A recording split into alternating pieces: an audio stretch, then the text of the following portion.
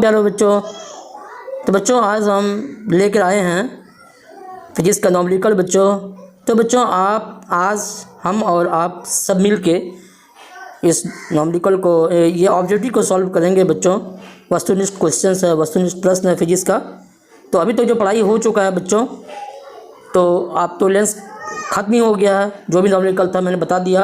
अब ऑब्जेक्टिव की बारी है। तो कुछ ऑब्जेक्टिव्स हैं एमसीक्यू मल्टीपल क्वेश्चंस, उसको आज सॉल्व कर देते हैं बच्चों। इसके बाद न्यू चैप्टर स्टार्ट करेंगे, मानव नेत्र। तो चलो बच्चों स्टार्ट करते हैं। तो पहला क्वेश्चन है बच्चों कि हवा या निर्वात में प्रकाश का चाल होता है। What is the speed of light in air या वैक्यूम। तो देखो बच्चों क्या ऑप्शन है, 2.25 इंटू 10⁸ मीटर पर सेकेंड। ऑप्शन बी है 2 इंटू 10⁸ मीटर पर सेकेंड। ऑप्शन सी है 3 इंटू 10⁷ मीटर पर सेकेंड। एंड ऑप्शन डी क्या बच्चों, ऑप्शन डी क्या है, 3 इंटू 10⁸ मीटर पर सेकेंड। तो बच्चों जो मैंने पढ़ाया आप लोगों को, हाँ वो बताया था कि लाइट का जो स्पीड होता है, लाइट स्पीड कितना होता है बच्चों निर्वात में, वैक्यूम या हवा में क्या होता है, 3 इंटू 10⁸। तो राइट आंसर क्या होगा बच्चों, ये ऑप्शन होगा डी। तो डी में आप लोग ऑप्शन करेंगे, ठीक है बच्चों। जब कोई प्रकाश एक प्रकाशीय माध्यम से दूसरे माध्यम में प्रवेश करती है, तब जब कोई प्रकाश एक प्रकाशीय माध्यम से दूसरे प्रकाशीय माध्यम में प्रवेश करती है, तब आवृत्ति बदलती है, चाल बदलता है, आवृत्ति तथा चाल बदलता है, कोई परिवर्तन नहीं होता। तो क्या होगा बच्चों, ऑप्शन बी, चाल बदलता है। स्पीड क्या होता है, चेंज हो जाता है लाइट का। नेक्स्ट क्वेश्चन है बच्चों, एक माध्यम से दूसरे माध्यम में जाने पर प्रकाश की किरण मुड़ जाती है, तो किरण मुड़ने को कहा जाता है पूर्ण आंतरिक परावर्तन, पूर्ण विक्षेपण, अपवर्तन, परावर्तन। तो ऑप्शन सी होगा बच्चों, क्या होगा, ऑप्शन सी। प्रकाश की मुड़ने की घटना को क्या कहते हैं, अपवर्तन कहते हैं, रिफ्रैक्शन ऑफ लाइट कहते हैं बच्चों, इसलिए ऑप्शन सी होगा। चलो नेक्स्ट क्वेश्चन देखते हैं बच्चों। नेक्स्ट क्वेश्चन है, एक मिनट,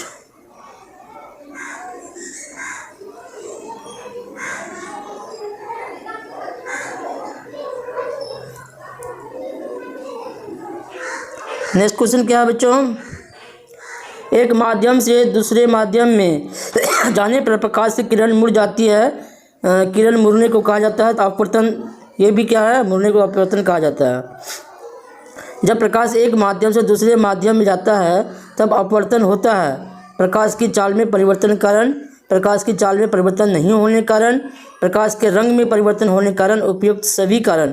तो ये होगा ऑप्शन, प्रकाश की चाल में परिवर्तन के कारण। बच्चों अब है क्वेश्चन नंबर 5, आपतन कोण I, अपवर्तन कोण R तथा पहले माध्यम के सापेक्ष दूसरे माध्यम का अपवर्तनांक यानी μ2 हो, तब स्नेल का नियम क्या कहता है। तो 2 क्या होता है बच्चों, तो μ2 इक्वल टू क्या होता है, स्नेल नियम पढ़ा चुके हैं ना, साइन ए की जिया और साइन आर जिया क्या होता है, दोनों का अनुपात क्या कहलाता है, यानी पहले माध्यम और दूसरे माध्यम का अनुपात, जब माध्यम फिक्स हो और माध्यम का वर्ण भी क्या हो, फिक्स हो, तो तब μ2 इक्वल टू होता है साइन I बटे साइन आर। ये ऑप्शन होगा सी। तो जब प्रकाश किरण विरल माध्यम से सघन माध्यम में जाती है, तो आपतन कोण से अपवर्तन कोण होता है।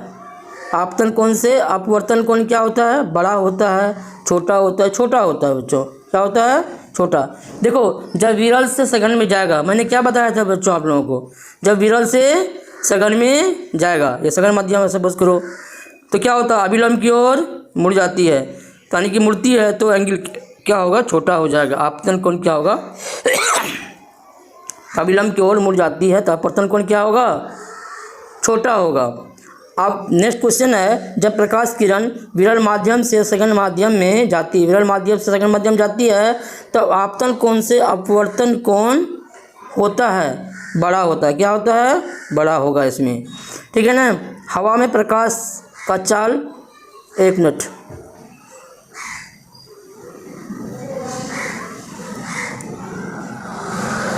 हवा में प्रकाश का चाल 3 × 10⁸ मीटर पर सेकेंड तथा कांच में प्रकाश का चाल 2 × 10⁸ मीटर पर सेकेंड है। कांच का निरपेक्ष अपवर्तनांक बच्चों क्या होगा? क्या होगा? तो 3/2 होगा। देखो इतना बटे इतना होगा निरपेक्ष मान, तो ठीक है ना। कितना होगा? ये होगा 3 × 10⁸ डिवाइड बाई 2 × 10⁸। ये देखो ये कैंसिल हो जाएगा, ये कैंसिल हो जाएगा। क्या आंसर आएगा? 3/2 आएगा। तो 3/2 ऑप्शन ए में आता है, तो ये मार देंगे। ठीक है, ऑप्शन ए रहेगा आंसर। जल तथा कांच का अपवर्तनांक 1/3 और क्या 1/2 है। तो जल का कांच के 3/2 है शायद। कांच के अपेक्षा अपवर्तनांक 4/3 है और यहाँ 4/3 है बच्चों। यहाँ क्या है? 4/3, यहाँ 3/2 है। ठीक है ना, 2 है। तो कांच की अपेक्षा अपवर्तनांक क्या हो जाएगा? इसको सॉल्व करोगे तो 4/3 डिवाइड बाई क्या हो जाएगा? 3/2 हो जाएगा। तो क्या आंसर आएगा? 8/9। क्या आएगा? 8/9। तो नेक्स्ट क्वेश्चन है बच्चों। नेक्स्ट क्वेश्चन क्या है कि जब आपतन कोण का मान क्रांति कोण के बराबर हो तब अपवर्तन कोण होता है कितना? 0 डिग्री, 90 डिग्री, 45 डिग्री, 180 डिग्री। कितना होगा? ये 20 क्रांति कोण क्रिटिकल एंगल पढ़ा चुके हैं, देख लेना, बड़ा होता है। ठीक है ना। नेक्स्ट क्वेश्चन देखो। नेक्स्ट क्वेश्चन है पानी में हवा का बुलबुला चमकीला दिखाई देता है, इसका कारण है अपवर्तन, परावर्तन, पूर्ण आंतरिक परिवर्तन, परावर्तन, वर्ण विक्षेपण। क्या होगा? पूर्ण आंतरिक परिवर्तन होता है कि नहीं? इस कारण हवा का बुलबुला चमकीला दिखाई पड़ता है, पूर्ण आंतरिक परावर्तन के कारण होता है बच्चों। ठीक है बच्चों। नेक्स्ट क्वेश्चन क्या होगा? कभी भी प्रॉब्लम होगा तो आप कमेंट करके आप पूछ सकते हैं। कोई भी क्वेश्चन में कन्फ्यूजन हो बच्चों तो बिल्कुल आप इस चीज़ को ध्यान देंगे। ठीक है बच्चों, बिल्कुल ध्यान देंगे इस चीज़ को। जहाँ कहीं भी प्रॉब्लम होगा तो हम आपके साथ हैं, बिल्कुल आप ध्यान से। तो बच्चों, जल में स्थित किसी वस्तु को हवा से देखने पर वस्तु की आभासी गहराई एक मिनट क्वेश्चन आगे बढ़ गया। हाँ, पानी में हवा का बुलबुला चमकीला दिखाई देता है, इसका कारण है पूर्ण आंतरिक परावर्तन। कोई प्रकाश की किरण कांच को एक स्लैब पर 30 डिग्री के कोण पर आपतित होती है। ठीक है ना, कांच का स्लैब है, ये स्लैब मान के चलो कांच का है ना। तो इस पर ये क्या होता है? आपतित होती है कोई किरण, तो स्लैब पर दूसरी ओर सतह पर निर्गत अभिकिरण अविलंब के साथ कितना डिग्री कोण बनाएगा? वो भी 30 डिग्री कोण बनाएगा। निर्गत जो है यहाँ पे जो है डेबिट करेगा, कुछ किरण फ्री आ जाएगा, तो क्या होगा? 30 डिग्री का ही बनाएगा। ठीक है ना, तो ये 30 डिग्री का होगा। जल में स्थित किसी वस्तु को हवा से देखने पर वस्तु की आभासी गहराई वास्तविक गहराई से थोड़ा कम दिखाई पड़ता है। ठीक है ना। इनमें से कौन सा पदार्थ लेंस बनाने के लिए प्रयुक्त नहीं किया जाता है? जल, कांच, प्लास्टिक और मिट्टी। तो क्या होगा? मिट्टी से हम लेंस नहीं बना सकते हैं, बाकी प्लास्टिक, कांच और जल से बिल्कुल बना सकते हैं बच्चों। चलो आगे देखते हैं। नेक्स्ट क्वेश्चन 15 का। 15 क्वेश्चन क्या कहता है बच्चों? उत्तल लेंस से जब वस्तु या बिंब फोकस एवं लेंस के बीच रखी जाती है, ठीक है, तब प्रतिबिंब बनता है। देखो क्या कहता है? ये है, ये क्या है? ये उत्तल लेंस है और ये प्रधान अक्ष है और ये क्या है? F1 है, फोकस है। तो देखो कहता है कि बिंब फोकस एवं लेंस के बीच, ये लेंस है, इसके बीच रखा जाता है कहीं। देखो हमने क्या पढ़ाया था? फोकस और प्रकाशीय केंद्र के बीच अगर वस्तु रखा हुआ है तो इसका इमेज पीछे बनेगा वस्तु की तरफ और आभासी होगा, है कि नहीं? क्या बनेगा बच्चों? आभासी। ये आभासी प्रतिबिंब बनता है। ठीक है, तो इस तरह से तो क्या होगा? उत्तल लेंस से जब वस्तु फोकस एवं लेंस के बीच रखी जाती है तब प्रतिबिंब बनता है। ऑप्शन क्या है? काल्पनिक और सीधा, काल्पनिक और उल्टा, वास्तविक और उल्टा, वास्तविक और सीधा। इसमें तो काल्पनिक बनता है और वस्तु की तरफ ही बनता है जैसे वस्तु रखी जाती है। ठीक है बच्चों, वस्तु के तरफ ही काल्पनिक और सीधा बनता है। ठीक है बच्चों, तो ऑप्शन ये होगा, किसी बिंब का वास्तविक तथा समान साइज का प्रतिबिंब प्राप्त करने के लिए बिंब को उत्तल लेंस के सामने कहाँ रखें। सेम साइज का प्रतिबिंब, जितना बड़ा वस्तु उतना ही साइज का प्रतिबिंब अगर बनाना हो तो प्रतिबिंब को वस्तु को बिंब को कहाँ रखेंगे, तो प्रकाशिक केंद्र फोकस दूरी के दूनी स्थान पर। ये होगा, हम लोग 2F पर रखेंगे तो इमेज कहाँ बनेगा, 2F पर ही बनेगा। इसीलिए ऑप्शन क्या होगा, बी होगा। ठीक है बच्चों, तो किसी शब्दकोश में पाए गए छोटे अक्षरों को पढ़ते समय आप निम्न में से कौन सा लेंस पसंद करेंगे। उत्तल लेंस करेंगे, कितना दूरी का, ये 5 सेंटीमीटर की मैक्सिमम। ठीक है ना। उत्तल लेंस द्वारा काल्पनिक या आभासी प्रतिबिंब बनता है जब वस्तु, उत्तल लेंस द्वारा काल्पनिक प्रतिबिंब बनता है जब वस्तु फोकस दूरी से कम दूरी पर रहता है। ठीक है बच्चों, क्या है, फोकस दूरी से कम दूरी पर रहता है। चलो आगे बढ़ते हैं बच्चों। क्वेश्चन नंबर कितना है, 19 कहता है किसी उत्तल लेंस के मुख्य अक्ष पर उसके फोकस तथा प्रकाश केंद्र के बीच रखे बिंब के प्रतिबिंब की स्थिति क्या होगी। आप देखो क्वेश्चन क्या कहता है, किसी उत्तल लेंस के मुख्य अक्ष पर उसके फोकस तथा प्रकाश केंद्र के बीच रखे बिंब के प्रतिबिंब की स्थिति क्या होगी, यानी कि कहाँ पे रखा हुआ है। देखो ये उत्तल लेंस है, ठीक है बच्चों, ये देखो ये एफ और क्या है, इसके बीच रखा हुआ वस्तु है, यानी कि एफ और प्रकाश केंद्र के बीच वस्तु रखा हुआ है। तो इमेज कहाँ बनेगा बच्चों, इसी ओर बनेगा, लेंस की तरफ बनेगा। और क्या होगा, बड़ा होगा और काल्पनिक होगा। क्या होगा, काल्पनिक होगा। तो दूसरी ओर बहुत, तो किधर बनेगा, दूसरी ओर बनेगा, इधर बनेगा, दूसरी ओर बनेगा। ठीक है ना, दूसरी ओर नहीं, बिंब की ओर, दूसरी ओर, 2F और 2F के बीच, बिंब की ही और बहुत दूर, बिंब की ओर बहुत दूर बनेगा। लेकिन नहीं, ये कहाँ होगा, बिंब की ओर, जिधर वस्तु है उधर ही बनेगा। ठीक है ना, और सीधा बनेगा और काल्पनिक होगा।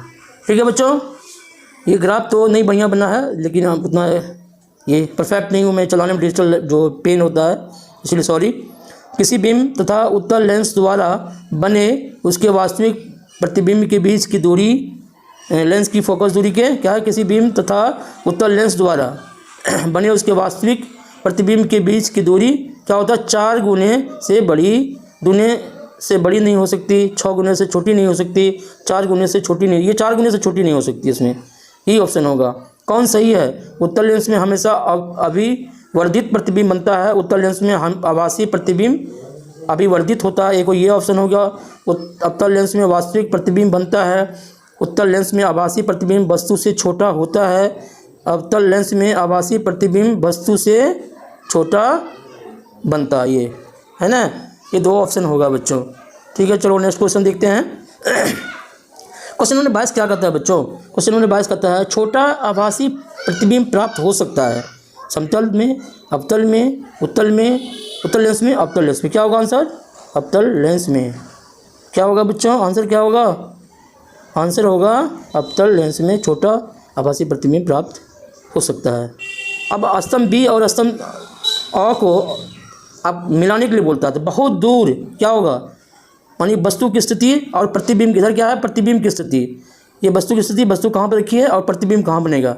इसमें देखो बच्चों, बहुत दूर कहाँ बनेगा, बहुत दूर, तो किधर बनेगा, बोलो, बहुत दूर है वस्तु, अनंत पे है, अनंत से किरण, प्रकाश किरण आती है, तो प्रतिबिंब कहाँ बनता है, फोकस पे। कहाँ बनता है, फोकस पे।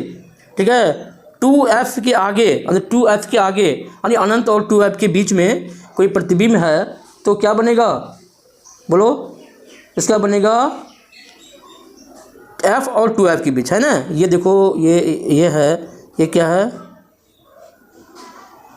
लेंस है ना, तो यहाँ पे मान के चलो F है, यहाँ पे 2F है। अगर इधर 2F से आगे वस्तु है, कोई बिंब रखा हुआ है, जिसका प्रतिबिंब कहाँ बनता है बच्चों, देखो यहाँ बनेगा, ये F है तो ये F से गुजारेंगे और एक जो रेज है ये ले जाएंगे, तो F और 2F के बीच होता है, F और 2F के बीच ये प्रतिबिंब कहीं बनता है।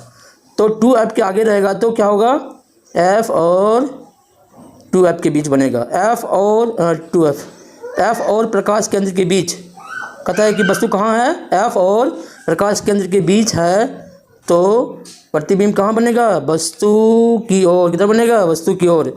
f पर, अगर f पर होगा तो बहुत दूर अनंत पर बनता है। ये सब किरण आर्य बता चुके हैं, आप लोग देख लेना इसको, है ना। f और 2f के बीच होगा तो ये प्रतिबिंब 2f से आगे बनेगा। यही आपका था वस्तु की स्थिति तथा प्रतिबिंब की स्थिति। ठीक है बच्चों, चलो नेक्स्ट क्वेश्चन है, यदि लेंस का आधा भाग काले कागज से लपेट दिया जाए तो लेंस द्वारा बने प्रतिबिंब पर क्या असर होगा। कोई असर नहीं होगा, नहीं, जो लेंस को ढक ही देंगे तो क्या होगा, प्रतिबिंब लुप्त हो जाएगा, प्रतिबिंब अपने आधा होगा, चमक कम हो जाएगी, है कि नहीं, बनेगा लेकिन वो दिखाई नहीं पड़ेगा। ठीक है, तो चलो आगे देखते हैं।